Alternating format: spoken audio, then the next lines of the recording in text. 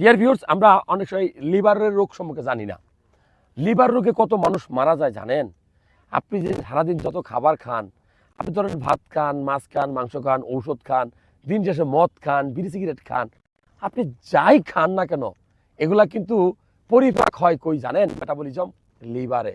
আল্লাহ তাআলা আপনাকে আমাকে একটা লিভার গিফট করছে। যকৃৎ আমাদের শরীরের সবচেয়ে বড় গ্রন্থি, গ্ল্যান্ড।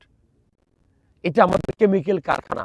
আপনি যাই খান না কেন, এটা যদি ভালো না থাকে আপনি ভালো থাকবেন না, দিন শেষে আপনি মারা যাবেন। লিভারের রোগের বৈশিষ্ট্য কি? আপনি যখন প্রস্রাব করবেন অনেক হলুদ হবে, চোখ মুখ হলুদ হবে, চোখের উপরের অংশ যে সাদা অংশটা স্ক্লেরাটা হলুদ হবে।